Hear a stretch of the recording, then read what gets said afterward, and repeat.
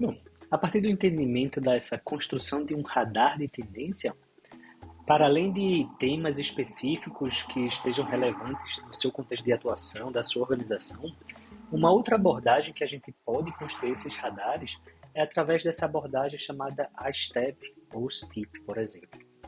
Ela é basicamente um agrupamento macrotemático mais simplificados, pelo menos na minha visão, onde a gente consegue identificar a partir dessa nossa pesquisa, dessa nossa identificação desses sinais, dessas notícias, dessas informações, a gente poder fazer agrupamentos temáticos dentro dessas 5 camadas.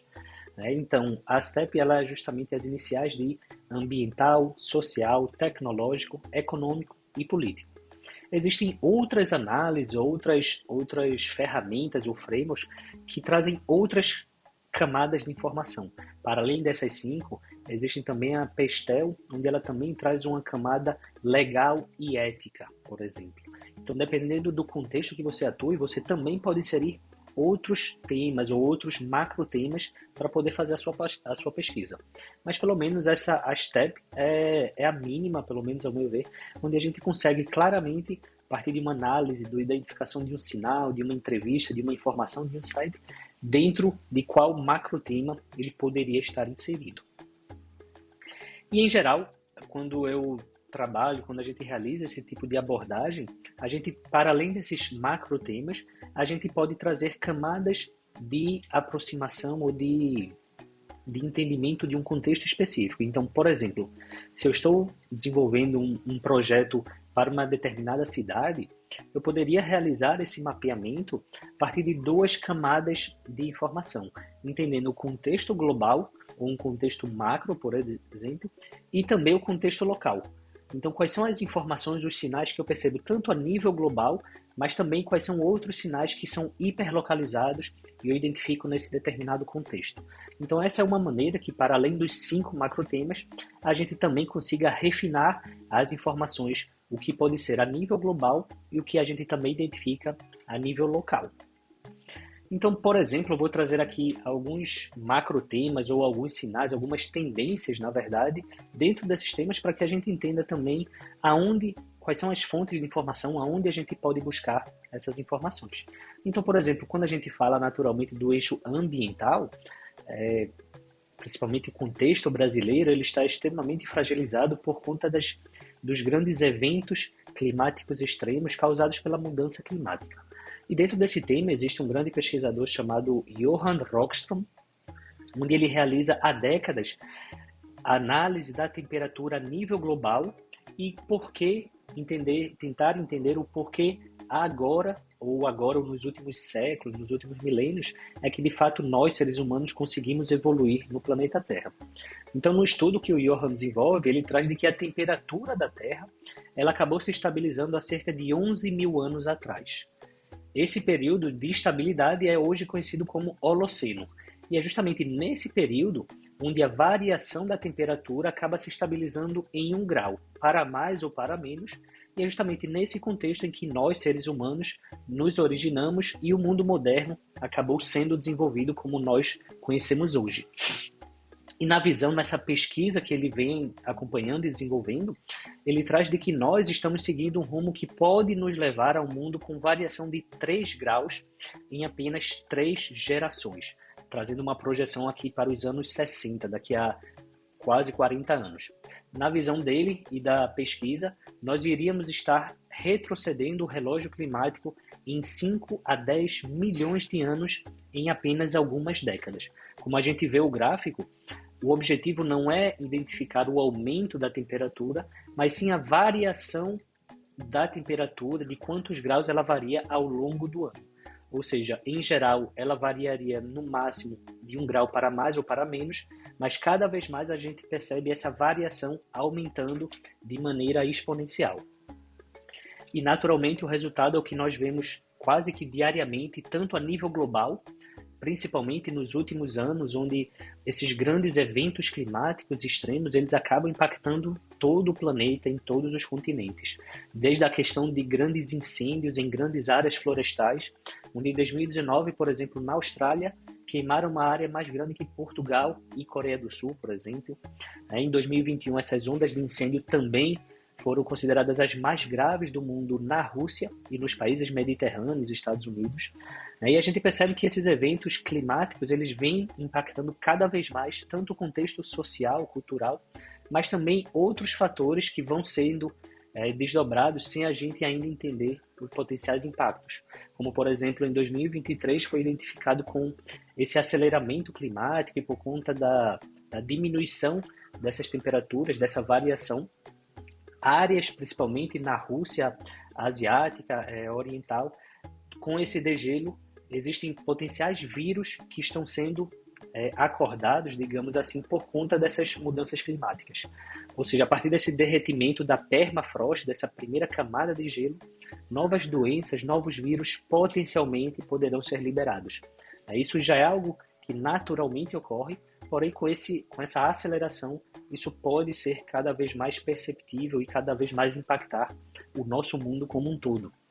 E outra relacionada à questão climática, né, já foi identificada qual vai ser o potencial primeiro país que vai desaparecer por conta do avanço do nível do mar, por exemplo, que no caso seria o país Tuvalu, que é um estado da Polinésia Francesa formado por um grupo de 9 ilhas, onde já foi identificado que com essa previsão, com esse aumento do nível do mar, vai ser o primeiro território de que de fato vai desaparecer. Ou seja, ele vai ser coberto por água. Inclusive já tem projetos de tentar digitalizar toda a história, todo o contexto do país para que nada possa se perder ao longo do tempo. Ou seja, já existe essa previsão, essa possibilidade de que isso vai acontecer nas próximas décadas. E naturalmente, quando a gente olha para o contexto local, para o contexto do Brasil, a gente sabe que em 2023, 2024, nós tivemos uma série de eventos climáticos extremos que acabou impactando o país inteiro, né? Desde desertos, grande poeira que ocorreu na Amazônia no final de 2023, com tempestades de areias nunca vistas antes, como até mesmo o caso que aconteceu no Rio Grande do Sul, esse ano, em 2024, onde de fato tivemos novos recordes de enchente, de fato de deslocamento de famílias, e em paralelo também questão das queimadas, onde cerca de 60% do território do Brasil foi coberto por queimadas por conta de áreas dentro do nosso país. E para além disso, estamos cada vez mais, quase que periodicamente, vendo novas sensações térmicas, novos alcances térmicos, batendo novos recordes, como por exemplo a sensação térmica de 59 graus no Rio de Janeiro. E a partir disso, inclusive, quais são outros impactos, como por exemplo, uma pessoa que faleceu durante o show por conta do calor que existiu durante o evento. Então, cada vez mais a gente vai precisar repensar não apenas o contexto territorial, mas também o contexto social, cultural, comportamental, porque de fato esses eventos, aparentemente, eles vão ser cada vez mais extremos e nos impactar a nível global e a nível local também. E por conta desse aumento do nível do mar, os estudos cada vez mais mostram que, inclusive, previsões que tinham sido feitas nas últimas décadas, elas estão sendo totalmente revisitadas, porque de fato elas estão defasadas. Como a gente percebe aqui nessas imagens do lado esquerdo, com algumas cidades onde a gente tinha a previsão anterior do impacto desse aumento do nível do mar nesse território e como ela está sendo atualizada no tempo real. No caso aqui da cidade de Luiz, do Rio de Janeiro e de Joinville, por exemplo. Então, de fato, como é que as nossas estratégias estão analisando, estão conectando esses potenciais impactos, esses potenciais fatores que irão nos impactar ao longo do tempo? E, naturalmente, por conta das questões climáticas, existe toda já uma previsão sobre o grande avanço, sobre o crescimento da imigração climática por conta desses deslocamentos, por conta dessa fragilidade. Então, existem estudos, principalmente do Banco Mundial, projetando de que cerca de 200 milhões de pessoas irão sair do seu local, do seu país originário, por conta das questões climáticas. Então, para além dos grandes conflitos, das guerras, outro grande movimento de imigração previsto nesse futuro, no curto e médio prazo, será por conta dessas questões climáticas. Quando a gente analisa já uma camada social, principalmente um olhar tanto a nível global, mas também a nível local, já existem previsões, projeções de que cada vez mais portanto, todas as gerações elas estão cada vez mais envelhecendo a nível global, como a gente vê aqui no gráfico do lado esquerdo, onde cada vez mais a expectativa de vida ela vem aumentando, né? Onde hoje em dia países como o Japão e Coreia do Sul, a expectativa média de vida é de mais de 80 anos, ou seja, cada vez mais no futuro nós teremos pessoas mais velhas e, por outro lado, a gente já tem essa previsão, essa projeção do decrescimento populacional por conta da redução da natalidade. Isso quer dizer que cada vez mais nós teremos menos pessoas nascendo e cada vez mais pessoas velhas envelhecendo, né?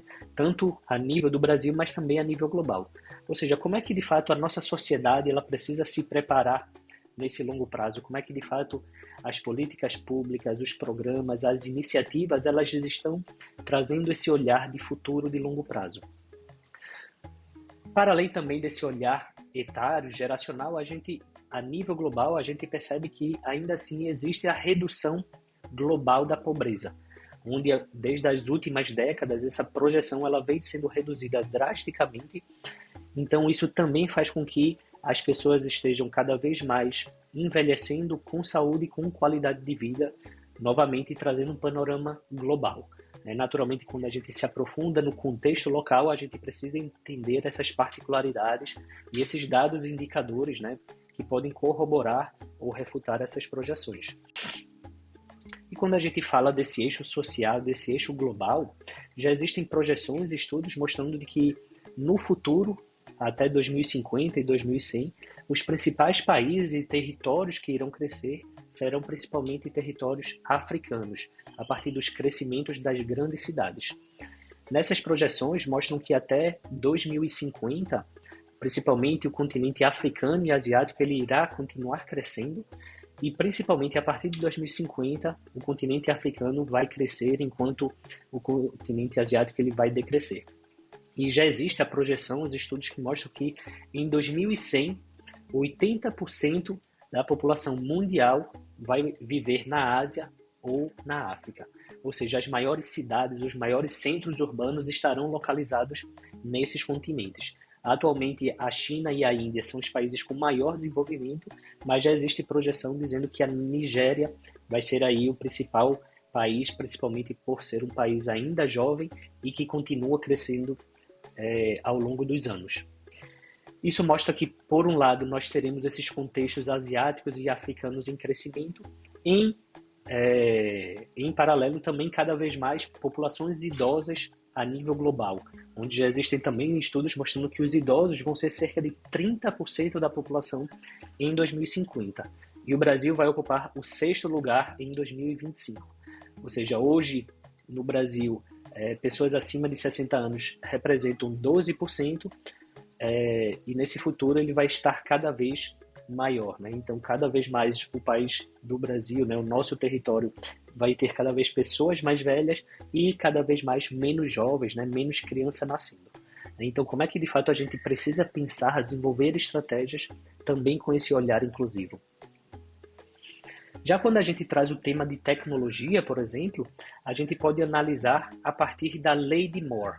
A Lei de Moore foi proposta por Gordon Moore na década de 60 ainda, ele era cofundador da Intel, onde ele trazia essa projeção de que o número de transitores em um microchip irá dobrar a cada 2 anos, enquanto o preço desse dispositivo vai cair pela metade nesse mesmo tempo. Inclusive, projeções atualizadas da Lei de Moore dizem que esse processo, na verdade, o número ele duplica a cada 1 ano, enquanto também reduz pela metade no mesmo período. Isso quer dizer que cada vez mais ao longo do tempo a gente vai ver que microprocessadores vão ter maior eficiência e também vão custar cada vez menos, fazendo com que nós iremos adotar cada vez mais tecnologias dentro das nossas rotinas, dentro dos nossos hábitos. E nessa projeção, onde a gente vê nesse gráfico, é onde justamente ao longo do tempo a quantidade de transitores dentro de microchip ela vai dobrando a cada 2 anos e posteriormente a cada 1 ano. Isso quer dizer que cada vez mais nós teremos tecnologias mais eficientes e mais baratas. Como, por exemplo, a gente sabe que a cada ano os celulares que a gente compra, uma versão daquele ano, ela se torna mais barata, porque uma nova versão, provavelmente mais eficiente, com uma bateria de maior desempenho, ela vai surgindo ao longo do tempo. fazendo com que as outras demais tecnologias vão também reduzindo seu custo. E quando a gente fala dessa otimização, dessa eficiência, a gente percebe principalmente nos últimos anos a evolução do universo dos robôs, onde cada vez mais as empresas estão lançando os seus robôs pessoais, como a Amazon lançou o Astro em 2021, custando $1.000, para ser um dispositivo que iria ajudar usuários nas tarefas diárias dentro de casa, realizando monitoramento e segurança da residência. E a gente vai cada vez mais nesse futuro incluir, ver esses artefatos, esses robôs dentro da nossa rotina pessoal e profissional. Nos últimos 3 anos, diversas empresas, grande maioria chinesa, sul-coreana, estão desenvolvendo seus robôs para, além do uso pessoal, também serem robôs assistentes dentro do trabalho, com o objetivo principalmente de realizar atividades de risco e também que possam minimizar tarefas humanas, principalmente durante a Covid que ocorreu, né? Então, esses robôs eles serviam justamente para auxiliar essas tarefas, processos repetitivos e serem de fato esses assistentes para os seres humanos. E, naturalmente, para além de robôs, quando a gente fala de tecnologia atualmente, uma das primeiras tecnologias talvez que vem em mente é justamente a inteligência artificial. Apesar de não ser uma nova tecnologia, uma nova solução, ela vem sendo incorporada principalmente nos últimos 3 anos por conta do acesso a novas ferramentas que auxiliam a gente a produzir e a construir novas soluções, principalmente de baixo custo. Então, para além do ChatGPT e de softwares que desenvolvem imagens, cada vez mais a inteligência artificial ela vem atuando em outros universos, como, por exemplo, produção audiovisual, reconstrução de personas, né, onde já teve podcasts, onde pessoas ressuscitaram, por exemplo, Steve Jobs para realizar uma entrevista através do uso da inteligência artificial. Então, a gente vai ver que cada vez mais, principalmente no curto prazo, todas as empresas estão olhando para essa tecnologia, entendendo como incluir dentro dos seus processos. Inclusive, recentemente, no Reino Unido, o robô AIDA teve a primeira conversa no Parlamento Britânico falando sobre o papel da inteligência artificial nas artes, por exemplo. E a gente vai perceber que isso também vai criando novos contextos que nós nunca tínhamos nos deparado até então. Por exemplo, ilustrações que estão sendo utilizadas, criadas por inteligência artificial, sendo aplicadas em outros contextos. Ou seja, no lado direito aqui, uma ilustração feita com IA, ela foi indicada ao Prêmio Jabuti e acabou gerando uma série de polêmicas. Inclusive porque, apesar do avanço da tecnologia, as normas e as leis, elas ainda não têm essa mesma evolução, essa mesma agilidade. Isso faz com que, naturalmente, o uso desenfreado da inteligência artificial acabe impactando outros universos, como, por exemplo, novas obras de inteligência artificial que vão ganhar prêmios, por exemplo, em chamadas públicas.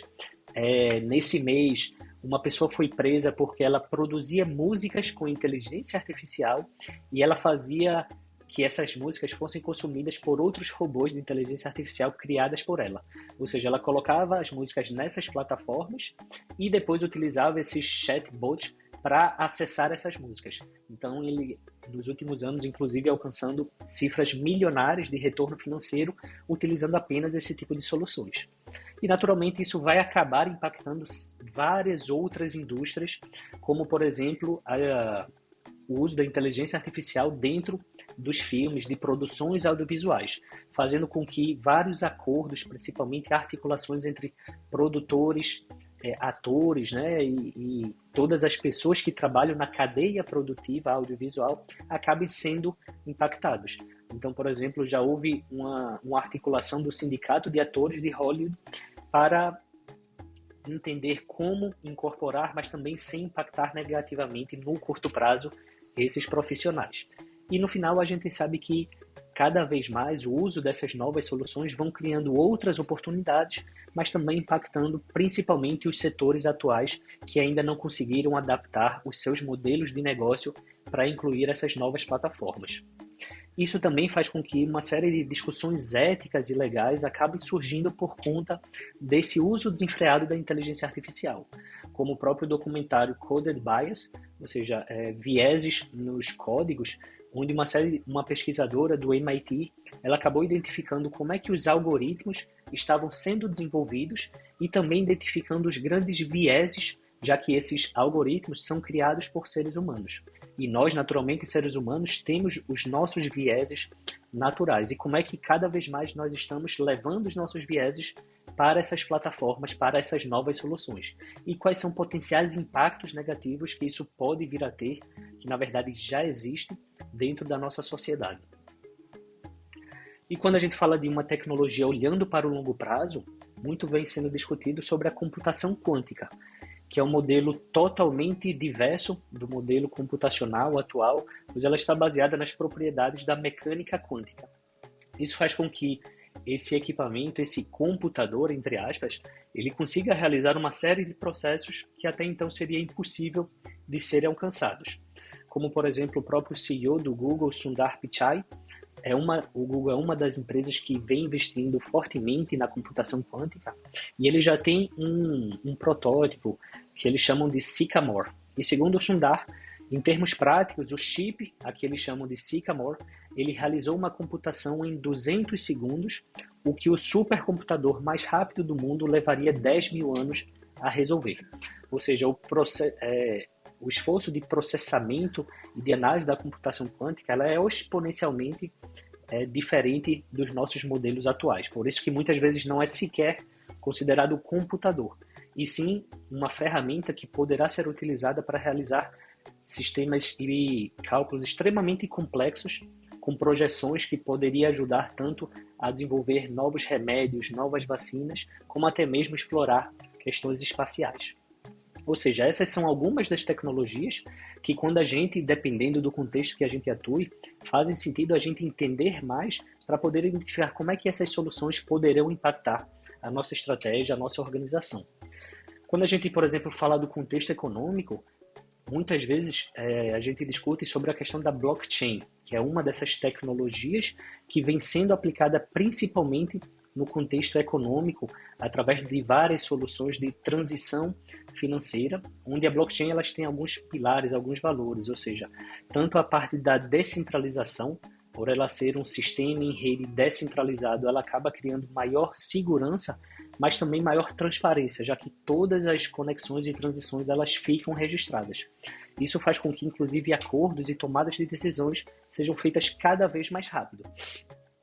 E uma das principais referências da blockchain é no uso nas criptomoedas, como Bitcoin, como Ethereum, entre várias outras, que é uma dessas ferramentas para realizar essas transições, mas a blockchain, na verdade, ela vem ano a ano tendo novos usos cada vez mais amplos em diferentes universos, desde questão de logística, de política pública, de desenvolvimento computacional, de mapeamento turístico, enfim. A proposição do uso da blockchain para além do modelo econômico é que sejam novas aplicações e soluções que de fato tragam maior transparência, descentralização e maior facilidade na tomada de decisão, inclusive ampliando a participação social, como esse projeto chamado Civic Power, onde eles desenvolveram uma blockchain com o principal objetivo de descentralizar a tomada de decisão e facilitar a construção de consensos, como por exemplo os referendos e eleições. E aqui tem um breve vídeo sobre o projeto que eu vou mostrar aqui.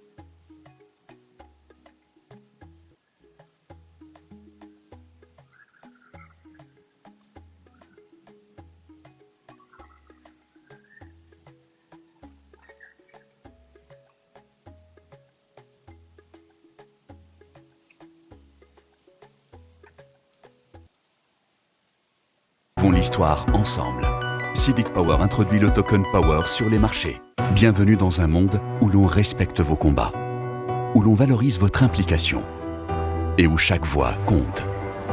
Un monde où la défiance fait place à la confiance. Bienvenue dans le monde de Civic Power. Le premier système de vote numérique sécurisé par la technologie blockchain qui permet de s'exprimer librement en toute indépendance. Écrivons l'histoire ensemble. Civic Power introduit le token Power sur les marchés. Rejoignez-nous sur ideo.civicpower.io. Ou seja, esse projeto ele se propõe a desenvolver dentro da blockchain um processo de fato de eleição onde qualquer pessoa pode criar um referendo, pode criar uma proposição, uma iniciativa e todas as pessoas acessarem e votarem em tempo real com rastreabilidade e transparência, por exemplo. Inclusive, ela vem sendo utilizada, testada por alguns países para entender de fato a validação e o acesso dessa ferramenta para outros contextos. Écrivons l'histoire. Outro fator ou outro contexto econômico que vem surgindo principalmente por conta da pandemia, por exemplo, é cada vez mais o teste e o entendimento da valorização da redução da carga de trabalho das pessoas. Então, inclusive, vários países já realizaram esse teste, como o Japão, como a Coreia do Sul e entre países europeus também. E o Brasil, em 2023, ele realizou esse primeiro teste, reduzindo para 4 dias de trabalho semanal. Ou seja, o principal objetivo dentro desse teste com 20 empresas era testar o quão valoroso poderia ser uma redução de carga horária também sem a redução de salário. Então, o objetivo era entender se os times e a organização conseguiriam alcançar os mesmos objetivos mesmo com essa redução de carga horária. Inclusive, nessa semana, em setembro de 2024, saíram os primeiros estudos dessa pesquisa, mostrando tanto os benefícios. Em geral, as organizações perceberam que as pessoas tinham maior qualidade de vida, maior tempo para o autocuidado e não impactaram nas suas entregas do seu trabalho, porém também outros fatores que poderiam criar diversas barreiras, como novas normas legais, novas tomadas de decisão, principalmente das organizações, e também um novo hábito cultural para tentar aproximar essa realidade. Então, apesar de ser ainda um fator de teste nesses diferentes países e territórios, aparenta ser algo que vem sendo percebido como um potencial mudança no modelo econômico, no modelo de trabalho que nós vemos atualmente. E quando a gente fala também a nível global e para além do nosso planeta, uma nova abordagem, principalmente no contexto econômico, são novos estudos para o turismo espacial. Ou seja, cada vez mais empresas, já existem inclusive várias, como a SpaceX, como a própria Virgin, entre outras, estão focando no desenvolvimento de um novo modelo turismo focado no espaço. Inclusive, nessa semana, em setembro de 2024, ambas as empresas, a SpaceX e a Virgin, conseguiram fazer a primeira viagem espacial com tripulantes civis. Ou seja, a primeira vez que uma pessoa civil, ela vai para o espaço e ela consegue fazer uma caminhada fora, por exemplo, da espaçonave, no caso da SpaceX, e o primeiro time também que fez essa viagem em viagem espacial, também através da Virgin. Ou seja, cada vez mais existem novos modelos olhando para esse outro universo, né? Para além do planeta, com o avanço da tecnologia. Então, como é que de fato as pessoas nesse futuro, no curto, médio e longo prazo, vão ter novas experiências e principalmente novos modelos econômicos a serem explorados nesses setores. E por fim, quando a gente traz um olhar para a camada política, atualmente, principalmente nos últimos anos, a gente vem percebendo cada vez mais uma sensibilidade em relação aos conflitos bélicos, principalmente conflitos em diferentes países que vêm surgindo ao longo dos anos. Então, segundo esse estudo do Africa Center for Strategic Studies, eles fizeram um mapeamento e identificaram que, na verdade, em 2022, cerca de 32 países estavam em guerra. Apesar disso geralmente não ser notificado, principalmente nas notícias e manchetes, diversos países, principalmente na África e na Ásia, eles continuam em guerra. Para além do contexto da Rússia versus Ucrânia, de Israel versus a Palestina, outros países como o Afeganistão, Etiópia, Iraque, República Democrática do Congo, que para além de conflitos armamentícios também estão em guerra civil. Então, como é que de fato a gente precisa trazer esse olhar e também refletir como é que esse olhar global ele reflete no nosso contexto local e como é que o contexto local ele acaba impactando esses conflitos a nível global. E apesar de, geralmente, novamente, nas notícias, nas manchetes aparentarem os principais países, principalmente conflitos europeus ou norte-americanos, na verdade, boa parte da África e da Ásia, eles continuam nesse momento sensível. Então, como é que, de fato, a gente também precisa refletir e dar visibilidade e como é que a gente potencialmente pode mitigar esses contextos delicados, né?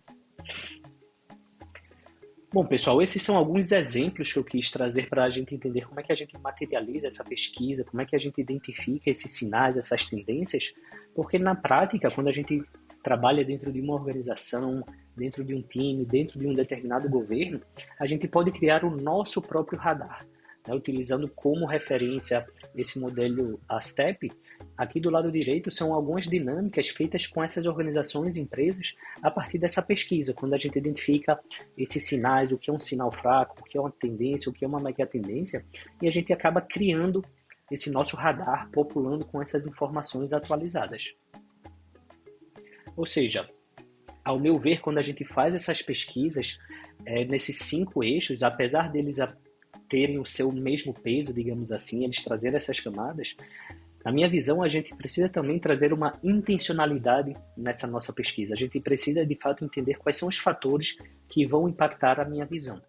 E é por isso que, ao meu ver, a gente, ao praticar essas abordagens, essa pesquisa, a gente precisaria trazer uma intencionalidade, uma priorização.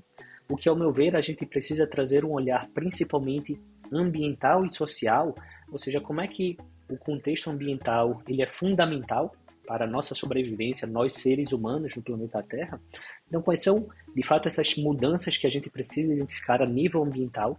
Como é que o contexto social ele também precisa ser sustentado para alcançar essas visões ambientais? E, por fim, como é que a tecnologia, as novas soluções irão suportar e apresentar essas novas tendências, essas novas tecnologias e inovações para o contexto social e ambiental? E como é que o modelo econômico deveria sustentar essas novas tecnologias, essas novas abordagens? E, por fim, como é que a gestão pública, como é que os modelos governamentais, multilaterais e globais, políticos, deveriam sustentar essa estrutura econômica? Como é que nós deveríamos estimular novos modelos sustentáveis que pudessem reger e desenvolver novas tecnologias para melhorar, de fato, o contexto socioambiental?